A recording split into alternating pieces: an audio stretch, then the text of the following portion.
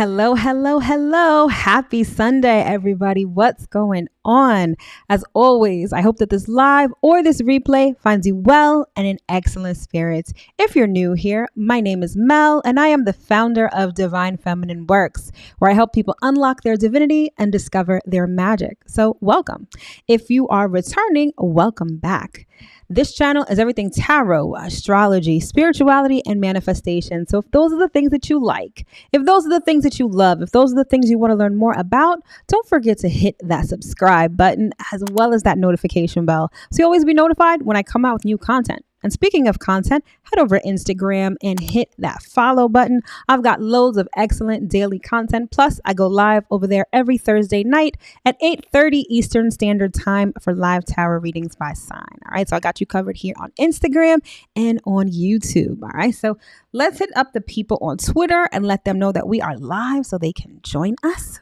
So this is the weekly astro forecast for the week of July 4th through July 10th, 2022. All right, if you're here in the United States, it is 4th of July weekend. So hopefully at least some point during the weekend, you guys are doing something fun and enjoying yourselves. All right. So like I said, this is the weekly astro forecast.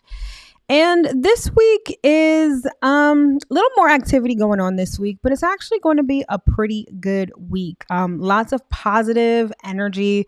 We've also got some energy that's really going to help us, especially in the beginning of the week, when it comes to starting new things and sticking to the things that we're starting. Okay, so there's a lot of, I wouldn't say it's productive in the way that the previous couple of weeks have been. I want to say that over the last couple of weeks, we've always had this energy on Mondays that was great for like getting paperwork done, great for being productive in like a very typical sense or in a very typical way. Whereas this week, we have the opportunity to be a bit imaginative and to really start new things and stick to them, but not in a very like do something productive kind of way, if that makes any sense. All right. So without further ado, let's get into the week and see what we have. So on Tuesday, we have two planets changing signs. We have Mercury entering Cancer and Mars entering Taurus. And that same day, both of those planets will sextile each other. Then on Wednesday, we have the moon moving into Libra. On Friday, we have the moon moving into Scorpio. Then on Saturday, we've got Mercury square Jupiter. And then we close out the week with the sun sextile Uranus on Sunday, along with the moon in Sagittarius. All right. So pretty good week nonetheless. Now, before we get into the nitty gritty, I just want to remind you that if you're new to astrology, or even if you started studying astrology and you need a refresher, I've created this thing called the Astrology Basics Cheat Sheet that basically gives you the quick and dirty on everything you need to know to start studying astrology. It's got information on the planets, the houses, the signs, and the aspects. It gives you a brief summary of what everything is so that you can sort of commit it to memory and start understanding astrology. Because if you've already started studying astrology, or if you speak to anyone who's really into it, you'll know that it's a lot. It's not something that you can just learn in one day and then you sort of get it. Everything sort of builds on itself. And so I created this cheat sheet in order to help you get started. All right. So if you're interested in downloading it, it's a free download. All you need to do is provide your email address. The link will be in the description box below. All right. So without further ado, let's get into the week. All right. So we start off on Tuesday with Mercury moving into Cancer and Mars moving into Taurus. And you'll see those two planets highlighted towards the top part of your screen. Now, since both of these planets are going to be moving into different signs on Monday, before they actually make that transition into those new signs, they're going to be at the critical 29th degree. And in astrology, that's known as the anaretic degree. So the 29th degree is really when a planet like really shows out, like whatever type of energy that planet exudes, it sort of exudes it more when it's at that 29th degree, because it's sort of like getting the last squeeze out of that orange, right? So it's really like potent energy. And so with Mercury moving into Cancer, On Monday, Mercury is still going to be in its home sign of Gemini. So this is going to allow us to have some really great mental activity. This is going to allow us to get that last bit of like communication in with people. And I mean, it's not that you're not going to be communicating with people once Mercury moves into Cancer. It's just that while Mercury is at that last degree of its home sign, like Mercury is really going to show out. So this is still going to be a day to sort of get things done, because I feel like our minds are going to be a bit sharper, and I feel like we're going to have the ability and sort of the willingness to really communicate with people. So this, you may find that Monday may be busy with communication, even though it's a holiday here in the States. I feel like you may find that Monday is sort of still a lot of communication, maybe emails and text messages. You may be struck with ideas, but I really think that our minds are going to be sharp when Mercury is at that 29th degree of Gemini. And then on Tuesday, it'll move into Cancer.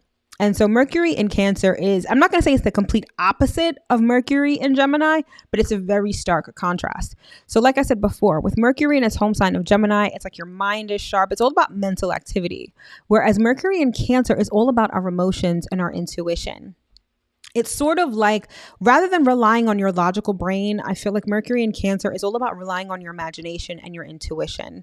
It's all about the unseen. It's all about reading between the lines. Communication with other people becomes a bit less direct. It's not so much about what someone says to you. It's more so about how you feel concerning what they say to you. Okay, so a lot of feeling. Mercury in Cancer, communication tends to be a bit flowery, a bit emotional. I think people tend to be a lot more sensitive in terms of what they're being told or what they overhear when Mercury is in Cancer. Okay. And then that same day, Mars is going to move into Taurus. Okay. So Mars was recently just in its home sign of Aries. So same thing on Monday, Mars is going to be at that 29th degree of Aries, that anaretic degree. So Mars is also going to be showing out on Monday. So I want to say that on Monday, it's going to be a great day to sort of get things done. So I guess I should take back what I said before, because even though we're going to be able to like be imaginative and start new things, I think Monday is sort of going to be the last day where if you're looking to tackle any difficult tasks, especially tasks that you've put off, if you're looking to like brainstorm or start anything new, you're going to want to do it on Monday, because Mercury is going to be at that 29th degree of Gemini and Mars is going to be at that 29th degree of Aries. Both of those planets are in their home signs. So with Mars in Aries, it's all about like brute force. Think of Mars in Aries as like manual labor, physical activity, confrontation, war, conflicts, all of those things. And when Mars transits into Taurus, it's almost like the opposite. Whereas Mars in Aries is like get up and go, start something, be bold and dynamic. Mars in Taurus is like being stuck in the mud. It's being very stubborn, sort of unmovable, being a little passive also. But when Mars is in Taurus, think of when a bull sees red, right? It just charges forward like almost uncontrollably. And you're going to have that energy, that uncontrollable like anger, perhaps, when it comes to something that you're resisting or when it comes to something that you're defending. Okay. So while anything else literally won't faze you, if someone comes at you and wants to push you out of your comfort zone, or someone is trying to convince you and you really don't want to be convinced, I think that Mars in Taurus is really going to have you like see red and perhaps get very angry, perhaps get very confrontational. So yeah, that's pretty much the essence of Mars and Taurus. So now that same day, Mercury is going to sextile Mars, okay? Now a sextile is a positive aspect that really signifies opportunity, and typically positive opportunity. So it's almost like things could work out really well, but you have to put in a little effort in order to take advantage of that really positive energy. And so with Mercury in Cancer and Mars in Taurus, this is sort of what I was alluding to before. Mercury in Cancer is really about being imaginative. And with Cancer being a cardinal sign, a sign that's concerned about starting things, this is like using your imagination to think of something new, to envision something new. I think that's even a better word. Rather than think of something new, this is going to be envision, right? Because when we use our imagination, we're envisioning something. So it's really about envisioning something new that you may want to have, some new seed that you want to plant. But not only is it about using your imagination, it's about starting something new that really feels good to you. Remember, Cancer is a seriously emotional sign. So with Mercury in Cancer, it's about envisioning something new. And sextile to Mars in Taurus, Mars in Taurus is going to give you that energy to stick with it. So it's one thing to envision something, right? Like you can use your imagination to think of anything. But a lot of times we sort of give our imagination a little less importance, right? So you may envision something, but you think it's like a fleeting thought or you sort of forget about it. I feel like Mars in Taurus is going to be like, no, we really want to do this. Mars in Taurus is going to give you that staying power, I keep wanting to say stuck in the mud, but not in a bad way. So it's one thing, on the one hand, you can envision something, but then Mars in Taurus is going to give you the energy to stick with it and get it to stick, right? So I think this is a great way to start off the week. I mean, even though we're talking about Tuesday, I think it's a great way to start off the week because number one, being able to start something new where we use our imagination is always a good thing. And number two, we're still in the waxing phase of the moon. So currently we're in between the new moon and the full moon. And during that time, that's usually when we start new things or when things build in momentum. So I feel like this first transit on Tuesday of Mercury sextile Mars is really going to allow us to build something new that not only is imaginative and perhaps speaks to a dream that we have, but it also allows us to stick with it. Okay. So I think that's really great.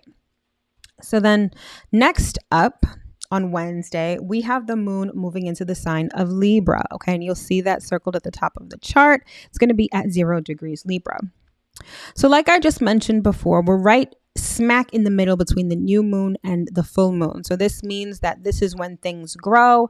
The moon is growing in its luminosity. We're able to start seeing it a bit more. And it's just like a buildup, right? We're building up and we're making our way to the full moon. So actually today, the moon is in the sign of Virgo. And I don't know about you, but for some reason today, I was able to wake up super early to get work done. I felt very productive. And it was almost like I felt really good in being productive too, right? I felt good. I started doing some organizing, started doing some planning for the week. And I feel like that's naturally the essence of the moon in Virgo. I would say it's one of the best moon placements to start the week because it helps you prepare for the week, right? Because you're thinking about perhaps what you have to do every day. You're thinking about your daily routine, your daily responsibilities. How can you be more efficient? How can you be more organized? Like I love that kind of energy on a Sunday because it lets you prepare for the week and sort of start things on the right foot. Then on Wednesday, right, we have the moon moving into the sign of Libra and it's still in the waxing phase, right? It's in the waxing crescent phase, okay? So when the moon is in Libra, it's all about relationships, okay? We sort of feel emotional satisfaction in relating to people and talking to people and socializing. Anything having to do with teamwork or cooperation, any of those kind of activities really thrive when the moon is in Libra. It's also about having diplomacy. It's also about finding balance in our lives. But the moon in Libra can also lend itself a bit to people pleasing and indecision. So I feel like if you need to make an important decision, particularly midweek, you might find it a bit challenging because that moon in Libra is like, well, I see this person's point of view or I see that person's point of view, making it a little difficult to sort of pick a side and stick to it.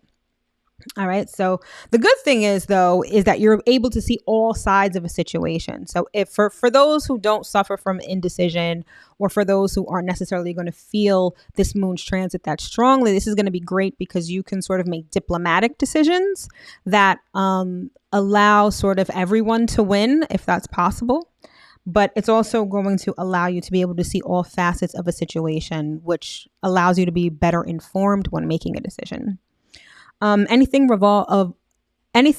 involving relationships, partnerships, group activities, you're going to be naturally inclined to those when the moon is in Libra. Okay. It's also about, like I said, we're still in the waxing phase of the moon. So this is sort of building up energy. So sometimes when the moon is in Libra, it's almost like it's like we sort of reach out to people to help us with whatever we're doing. Again, that sort of energy of teamwork and cooperation. So if you find that you have a goal, right? Just like I said about Tuesday, you're able to envision something and then you're able to stick to it. Perhaps by the middle of the week, I think that you're going to be looking for people to help you with those goals or to help you with this project. Like, you're definitely not going to feel like going it alone. I feel like you're really going to be reaching out to people for assistance. But regardless, Moon in Libra is all about the other. It's all about other people and relationships. And that's what we're going to be naturally inclined to when the moon is in this position. All right. So moving right along, we get to Friday. And on Friday, the moon moves into Scorpio. Okay.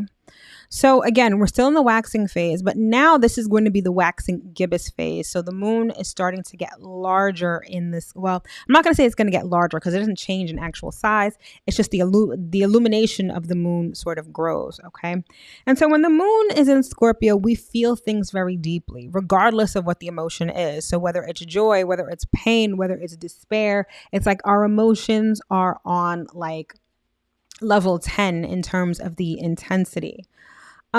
Scorpio is a very interesting sign. It's also a bit mysterious. Scorpio is like the natural private investigator of the zodiac. There's going to be this emotional satisfaction that you get from getting to the bottom of things or investigating things or just learning the truth of something. Like if you've got a nagging feeling about something, I feel like when the moon is in Scorpio, you're going to be doing so much digging and you're going to be doing so much research in order to find out what the truth of that particular matter is. Okay. Anything having to do with Scorpio is anything but superficial. So again, you have this intensity of emotion, but you also have this level of substance that only Scorpio can provide. So needless to say, when the moon is in Scorpio, I feel like it's a very emotional time. It's really a great time to do something like shadow work, to tap into your inner being, to tap into the recesses of your own mind. I find that when the moon is in Scorpio, a lot of our repressed emotion comes up, hence why it's a very emotional moon. It's an emotional sign. And when the moon is in that sign, it's like, it can be really intense. It can also be a time where we're confronted with our fears, okay? Because Scorpio is sort of the representation of the underworld, sort of the things that we deem taboo or the things that we deem ugly or the things that we deem inappropriate or negative in society, right? It also can rule our fears. And with the moon being in a placement that, makes us feel things, a lot of our biggest fears, a lot of our anxieties tend to come up when the moon is in Scorpio, again, making it a pretty emotional time. But one of the good things about Moon in Scorpio is that it's very self-reflective. It allows us to really examine ourselves on a very deep level. So even if you have some of your fears that are coming up or your anxieties, I think those are more so like signals as to maybe what needs to be revamped in your life or what just straight up needs to go. I mean, that's the beauty of Moon in Scorpio. Again, it lends itself to some really intense shadow work where you can get rid of old habits too. And I mean, it doesn't have to be something that's like some very deep emotional wound or some sort of crazy trauma. This could just be something like, okay, I don't put myself first, or I'm afraid of the dark or something like that. Like, I feel like Moon in Scorpio sort of brings our attention to those things and allows us to fix them or tweak them. Scorpio was also very transformative. And that's what I mean by that sort of emotional intensity. By examining those emotions, right, it really allows you to transform yourself from the inside out and on a very deep level. So if this is on Friday, we're going into next weekend sort of on a very emotional, it can be a little heavy energy when it comes to the moon in Scorpio. All right. So then next up, we've got Saturday. And on Saturday, we have a pretty interesting transit. We've got Mercury in Cancer, right? Because Mercury just transited into Cancer on Tuesday. And that's going to be square to Jupiter in Aries, okay? And they're both going to be at 8 degrees. So I've already explained Mercury in Cancer. It's very imaginative, emotional, all that good stuff, right? Jupiter just recently went retrograde last week, okay? And it's retrograde in the sign of Aries. Now, in terms of how the energy is expressed, Jupiter is all about expressing. It's all about growth and expansion. And when it's retrograde, that energy is sort of it's sort of directed inward. So it's really about personal growth and development, okay? And so the expansiveness of Jupiter slows down when it's retrograde.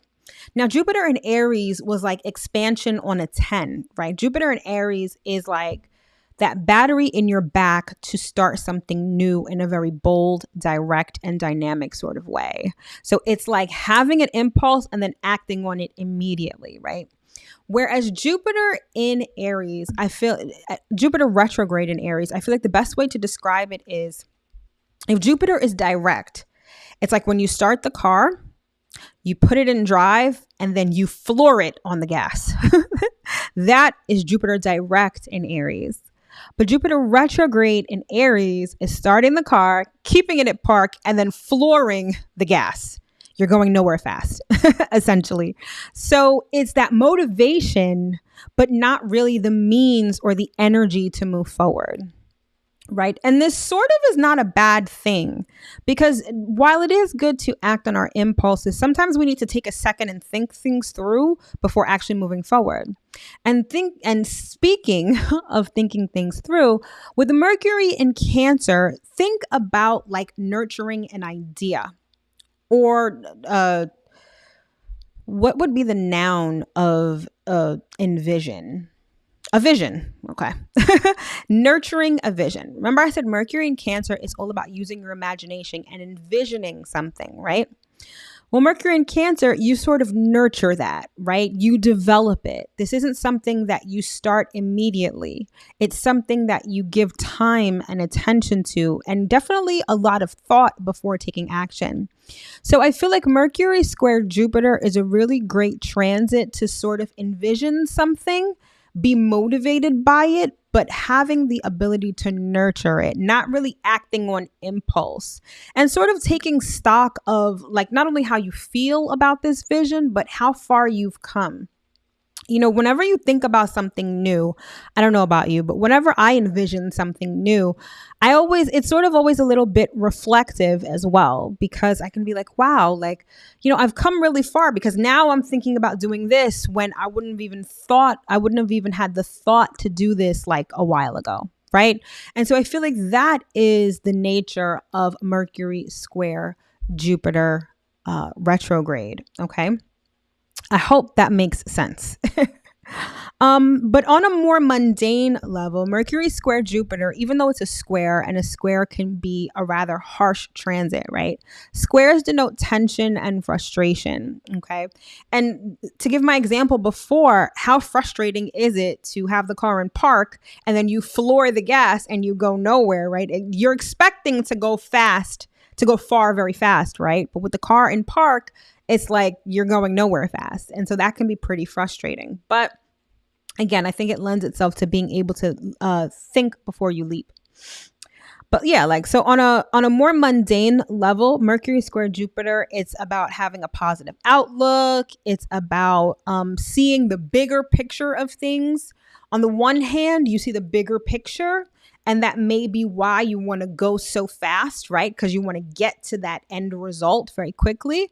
Whereas Mercury is more about the details. So that tension and frustration I was just talking about with respect to squares, we're finding this here when it comes to details versus big picture.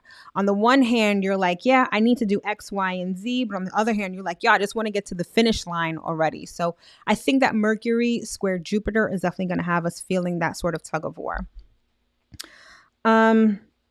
Anytime you involve Jupiter, even though Jupiter is retrograde, you run the risk of overdoing it, right?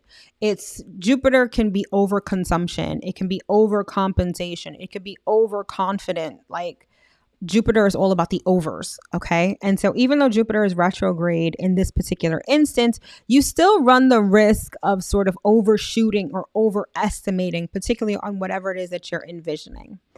So that's something to keep in mind. All right. So that's pretty much Mercury square Jupiter. It's an interesting transit to have over the weekend because Oh, I mean, maybe not, because I feel like if you're in a state of relaxation, like if you're not working over the weekend, I feel like it gives you sort of the opportunity to use your imagination and, engage in some of the things I was talking about earlier. All right. So now we make our way to Sunday. And on Sunday, we have the moon moving into Sagittarius. And then we have the sun in Cancer, sextile Uranus in Taurus. All right. And you'll see the sun and Uranus towards the left side of your screen. And you'll see the moon in Sagittarius on the right side of your screen. All right. So sun sextile Uranus is it's a fun kind of transit.